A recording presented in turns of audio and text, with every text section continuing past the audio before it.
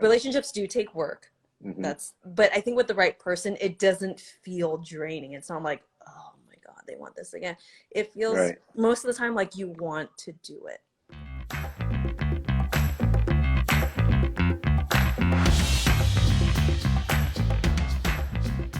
Hi, and welcome back to another episode of the Thrive State Podcast. I'm your host, Dr. V, triple board certified MD and longevity and performance expert. I hope you guys are all doing well, joining us for yet another podcast. And on this podcast, we're going to be talking about relationships.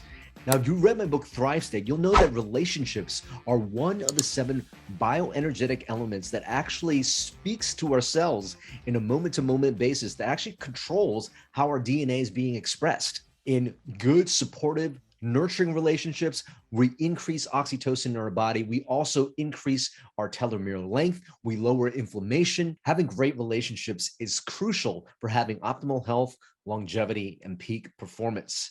You can read more on that in my book, Thrive State. If you haven't picked up a copy, pick it up at thrivestatebook.com. Now, I am super fortunate because I just happen to be friends with some of the most amazing people and most amazing minds in the world. And this week's podcast guest is no different. I've known her for several years now. She's got a big heart. She's got a big purpose. And she's out there coaching some of the most high-profile people there are. Her name is Christine Chang, and she's the best-selling relationship author and speaker based in Los Angeles. She has helped high performers create ideal relationships by teaching them self-awareness, boundaries, accountability, and communication skills. Her book, Show Up, Finding Love for Independent Women, has helped thousands of professional women all over the world create the relationship of their dreams. Now, whether you're a man or a woman, but particularly the people that listen to this podcast, yes, the high performers, you want to listen to this episode because we talk about dating and we talk about relationships and in particular, challenges and obstacles as it pertains to high performers in relationships. I know I can definitely relate. So sit back, buckle your seatbelts, and get ready for this conversation with Christine Chang. Christine, how are you? I'm doing great. How are you? Welcome to the Thrive State Podcast. It's good to see you. It's good to see you. Now, Christine, you are you're a dating coach or relationship coach for high performers. So can you first define what a high performer is?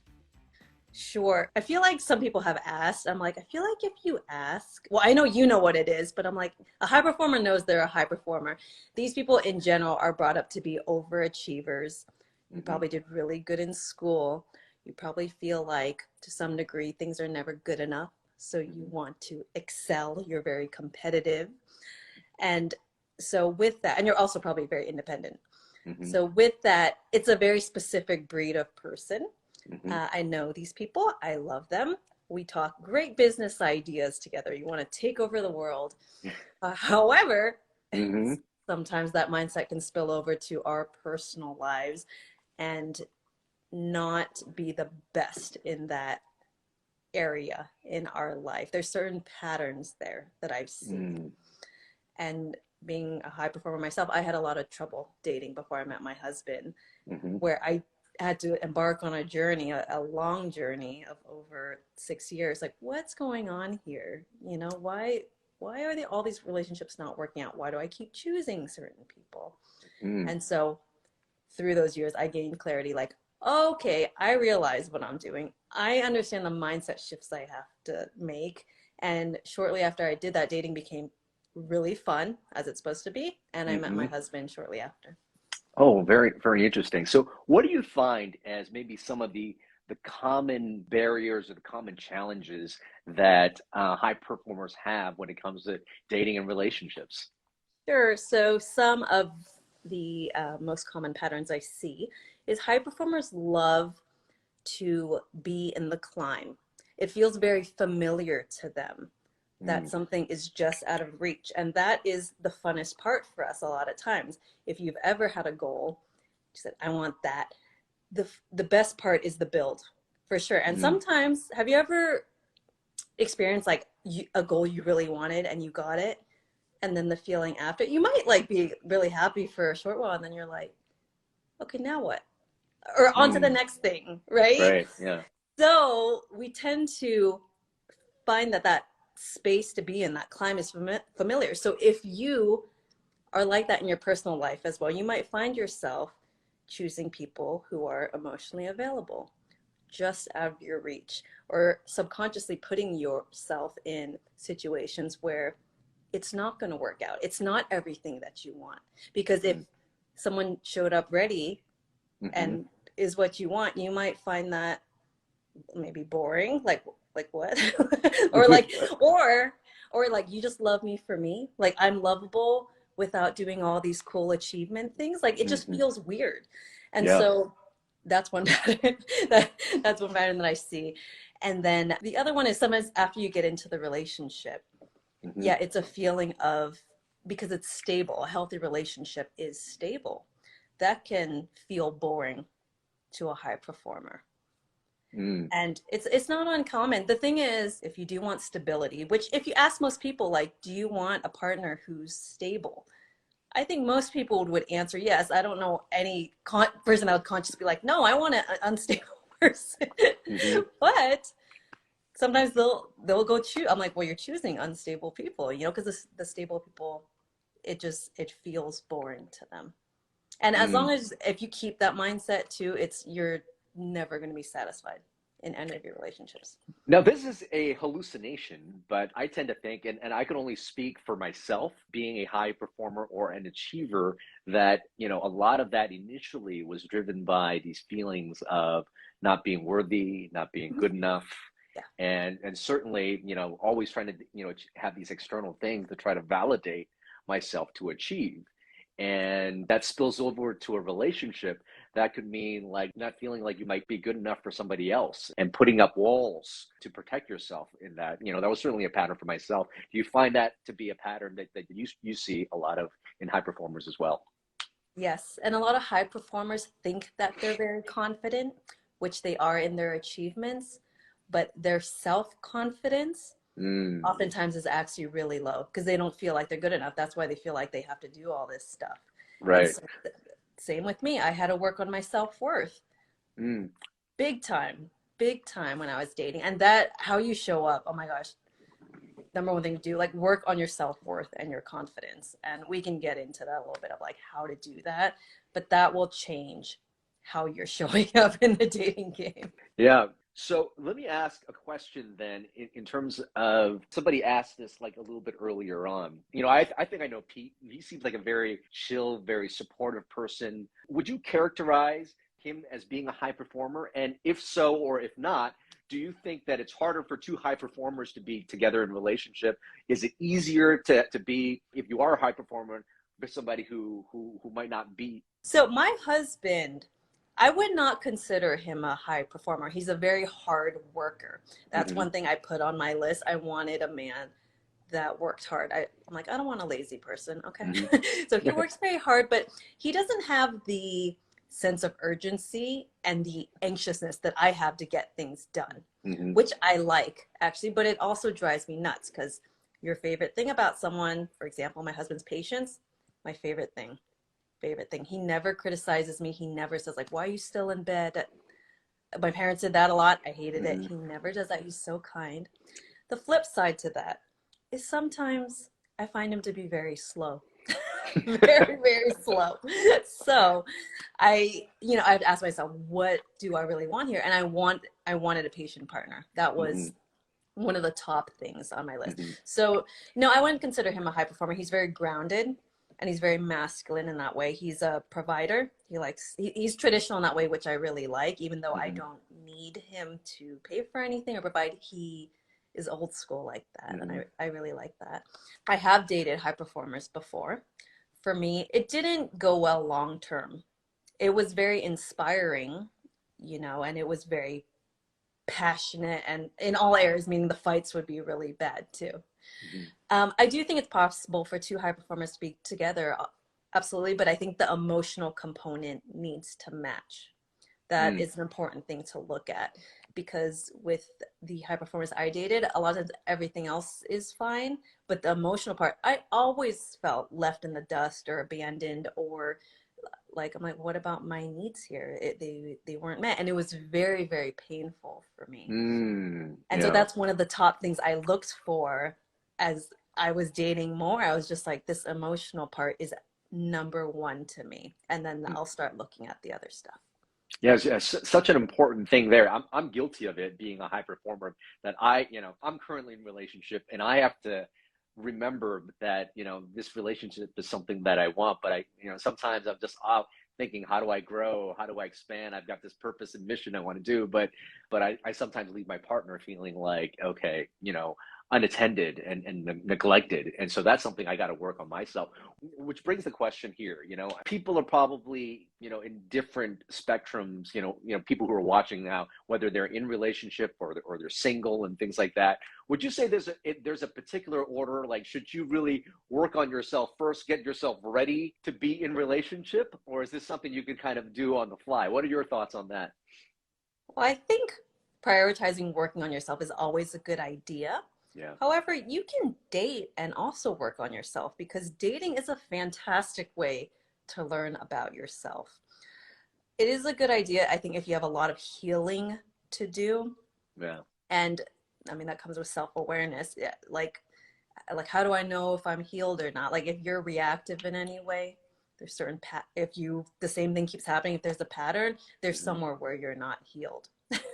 So it's a good idea to look into that. So you can date, but while you're dating, and also being respectful of the other person and honest about where you are. Because if you're dating and you're not fully healed or you're not ready to jump into another committed relationship, you should have some integrity and just tell the other person. So it gives them a fair chance to make a decision as well. Like, does this work for me or not?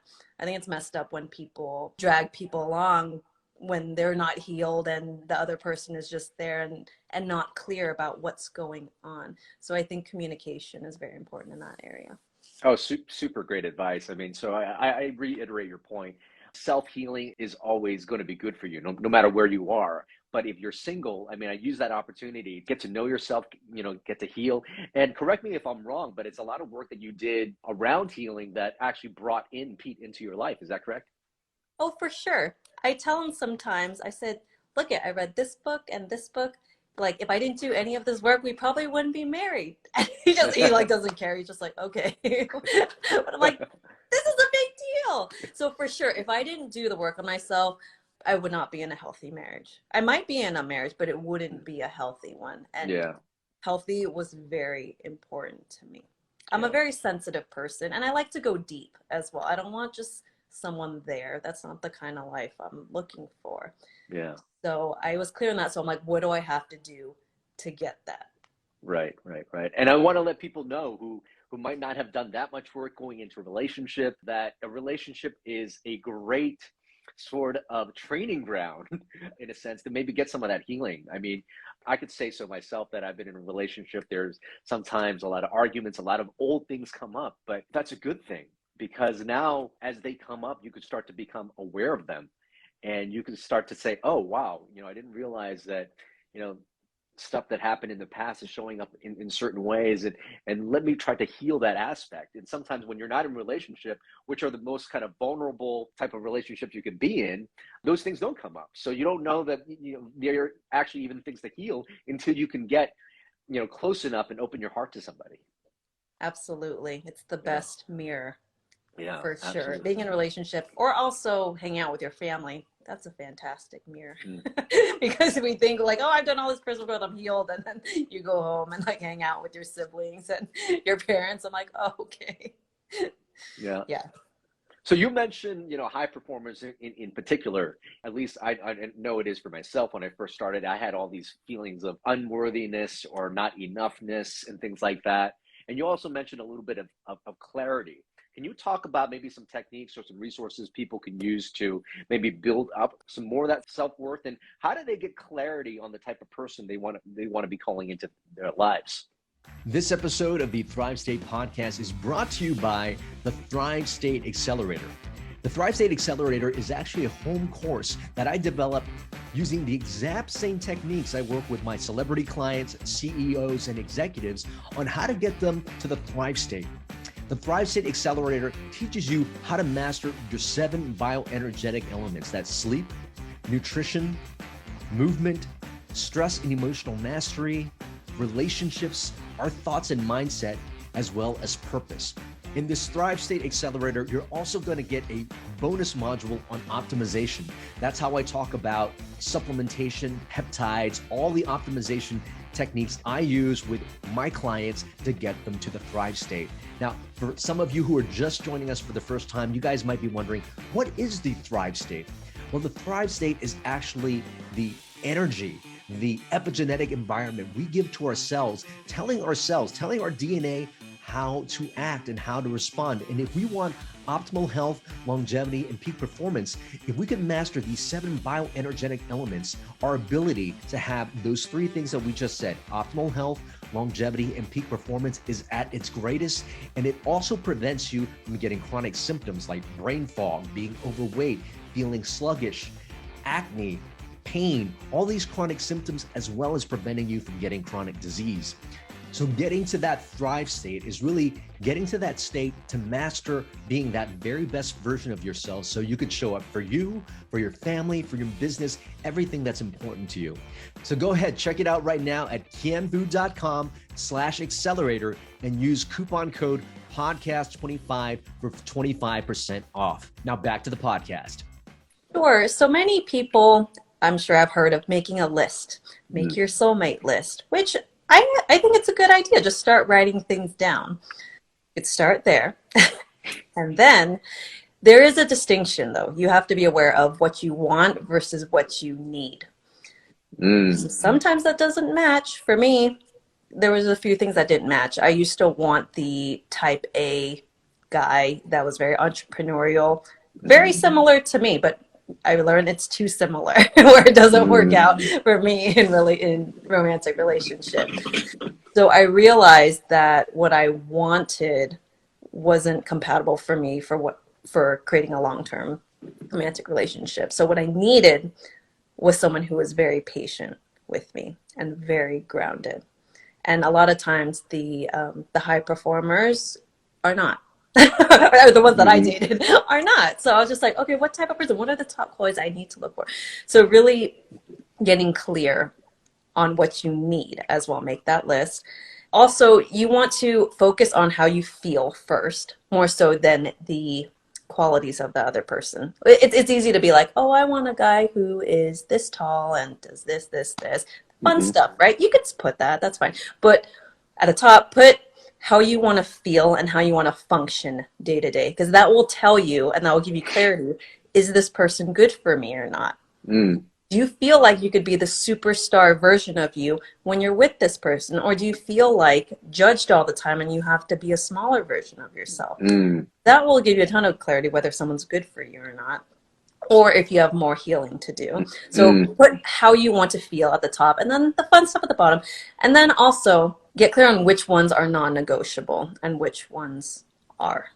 For example, for me, a few non-negotiables for me were I didn't want someone who had like habitual drug usage, like even weed or like drinking. And it doesn't make it wrong, right or wrong. That was just a personal value of mine. If someone is a habitual user of that and like needs it, it doesn't work for me. So that's something like doesn't work. Also, my core value is integrity. So if someone shows that they do not have integrity, no matter how good looking they are, no matter how charming I find them, and sometimes we get lost in all that, if he doesn't have integrity, that's an automatic no. That's my core value. So know your core value and then get clear on what's negotiable and non-negotiable. That's really, really good. What about for self-worth? How did you sort of like, cultivate that within yourself? Yeah, there's a lot of things to do. I write some of it in the book, but an easy starting point, it sounds really foo-foo and like personal growth lame, but affirmations, for example, like I am lovable. It sounds so cheesy, but I would just like stick it places, or like I'm good enough. That's one thing, because I never thought I was good enough. And I would just stick it places. And the thing is, if you feel uncomfortable saying something like that, like I'm good enough, chances are it'll probably do you good to say it, because it sounds so uncomfortable for you to say. And I just kept saying, for me over time, made it more familiar. I'm like, I'm lovable. I'm lovable. I'm good enough. And I remember when my husband came over the first time, he saw my little notes everywhere, and a lot of them said like, I'm good enough, like in the medicine cabinet.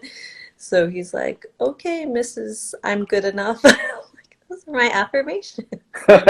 So, so that's an easy place where I feel like anybody can start. You don't have to spend Hmm. any money to do any courses or anything like that. I do think with experience, as you start dating more, it's like a Hmm. muscle, you know, because it's not overnight that things switch, that you're not going to be devastated when someone dumps you.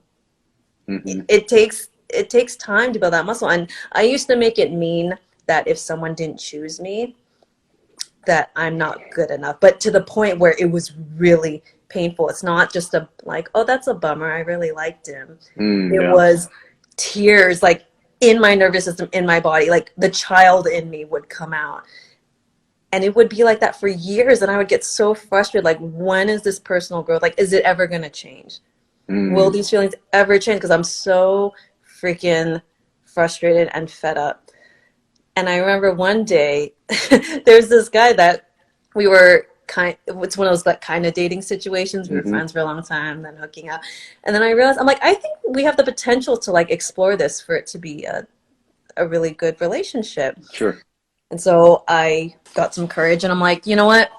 If I want to create the relationship of my dreams, I have to bat, you know, I have to show up to bat. Hmm. So I was like, oh my gosh, okay, I have to tell him. And the worst I'll get is a no, you know? And so I called him and then I said it. I was like, hey, like, are you sure? Like, are you sure? Like, because I think it could be more, you know, if you think so too. And I was so awkward when I said it. I'm like, he's gonna. I was like so lame for just saying it. And then, but he was honest. He was like, no, he's like, I feel like we're more friends. He was a kind person, but he's like, I Hmm. feel like we're more friends. I was like, okay. And then I hung up the phone and I sat on my bed. And then, like, I wasn't upset. Like, I didn't cry. And I was just like, oh my gosh, the personal growth has finally paid off. Mm. I've done Yeah. this enough times where I had learned that it's not personal. Mm. And of course, there's still like feeling bummed is a very Yeah. natural human thing, you know, like, oh man, like it could have been good, but my world didn't come crashing down. And so I Yeah. was so happy and proud of myself in that moment. Like, oh, it's been years and I finally have arrived. And slowly as I did more, it just got easier and I felt better about everything. Yeah, I completely agree with everything you're saying here. You just start to notice the moments of growth. Like, my partner might be yelling at me some pretty profane things, and then not judging her from that, and just asking myself and becoming curious to what I potentially could have done that might have triggered something that might not necessarily be my fault. How do I be there and show up a little bit better? And it's just beautiful to be able to see yourself like, go through this process. And so I think it's really important to let people know that, relationships could be very messy at first during that growth process, but not to be discouraged that the conflict that arises is an opportunity for growth and healing. Oh, absolutely. Absolutely. And it's a forever Yeah. process too. Even once you're in a long-term partnership, once you're married, it is forever learning. And I like what you said earlier about the curiosity. Yeah. That is such a good mindset to have in life when you're dating or in a relationship. Not like I'm going to get this right, or it's just like what's going on here? What am I learning? Yeah. It makes things a lot more fun. Well, that's beautiful. Now for anybody who is out there who's a high performer and they want to sort of like kind of get in the scene, but they've got a big mission. They said, I've got tons I need to do, Christine. How do I fit in relationships, or should they be fitting in relationships? How do you answer that question? I say get clear on, do you want to be in a relationship? Mm. A lot of people, they think that they should, like, oh, I should be dating, because a Mm. lot of, I mean, it's like societal pressure too. People, we ask questions like that. Oh, are you single or dating? We put weight on it. Like, do you even want to be in a relationship? And if the answer Mm. is no, that's absolutely fine. Like, no, Mm. I don't want to think about anything. I just want to build my empire. Good for you. Go do that. But if you're being honest with yourself and there is a part of you that Yeah. would love that partnership, you have to create a little bit of space for that. And I do believe that when you really want it, it doesn't feel like a chore. Right, right. Relationships do take work. Hmm. But I think with the right person, it doesn't feel draining. It's not like, oh my God, they want this again. It feels Right. most of the time like you want to do it Yeah, for the right yeah. person. And a lot of it is timing as well. It's, there's a lot of factors that come into play. Timing is a real thing. Hmm. But I do think it's possible to be building something and also have a relationship, date, create a relationship there. Ease was something that I looked for, and I think ease is a good sign. Hmm. There's good challenge and bad challenge. I'm like, I don't need my marriage to be like the main source of challenge in my life. I got enough stuff going on over Mm. here. Okay, this I want to be peaceful and have a sense of ease to it. So I wrote that on my list as well, like an overall feeling of ease. Oh, that's beautiful. That's beautiful. Well, I mean, so much that we got from here. And I think, you know, some of the very key takeaways here is, working on yourself and doing that self work is so utterly important that you can be still doing the work while you're in relationship as well. And then, building that self worth muscle and as well as getting good clarity on what you want in life and in your relationships is going to help you tenfold. Absolutely. Clarity equals confidence. Well, awesome. So, if people want you as the relationship coach, or if they want to find out more about you, where do people find you? My Instagram is C Chang and Co. And I also have a podcast called Show Up with Christine Chang. My book is called Show Up, Finding Love for Independent Women. Although if you're not a woman, if you just change the pronouns, it'll work for you too. It's available on Amazon. Well, that's awesome. Definitely check out the podcast and the book. And Christine, last question for you is, of everything that you've done so much personal work on yourself, and there's so many life experiences. What has been your best medicine? Just one thing. I can't do two. Can I do two? You could do two things, sure. Well, I think it starts at the clarity is amazing. Mm. I feel good when I have clarity in life. So that's clarity of who I am, what I want, what kind of relationships I want, what I want my life to look like. And from that, the intimate relationships, like really, really heartfelt, not just healthy in that, like I get along with everyone, but Yeah. that I embrace really deep relationships. Because when it's our time to go, that's the only thing we have to take with us is the memories. Like, how did I show Mm. up? What impact did I make on other people and the people that I love? For me, those are the things I'm going to be thinking about when I'm on my Right. deathbed. So, so that to me is medicine. I feel really good when my relationships are good. Oh, that's awesome. Well, thank you so much for, being an awesome friend and having an awesome relationship with me and inviting me over to Chinese New Year, even though I can't make it this year. I hope to see you in person really, really soon. And thank you again for doing the Thrive State podcast. Thank you. Thank you, Kien. I hope you enjoyed that episode of the Thrive State podcast. And if this podcast is bringing a lot of value to you, if you find that your life is just improving with this podcast, that your life is getting to the next level, please consider supporting it. And here's a few ways you can do so. You can do so by liking this video and commenting on this video, and also sharing this video with your friends and family. Another thing you can do is go to ratethispodcast.com/ThriveState. Go ahead and leave us a 5-star review there. It will really, really help this show grow. And this will give me more time so that I could actually give more content to you, just like you got in this episode. And if you haven't already picked up a copy of my book, Thrive State, Your Blueprint for Optimal Health, Longevity, and Peak Performance, you can pick it up now. It became a #1 new release in longevity. Go to thrivestatebook.com. And if you enjoy the book, please consider leaving us a review as well. And the last thing you can do, if you're liking everything here and you want to work more closely with me as well as my team to get you into the Thrive State, go to kienvu.com/accelerator and consider joining the home course, the Thrive State Accelerator. It's really the course that I use. It's the concepts that I use personally when I work with CEOs, celebrities, and my high-profile clients to get them to the Thrive State. Again, the Thrive State Accelerator at kienvu.com/accelerator. And because you're a listener of this podcast, I want you to save 25% by using the coupon code podcast25.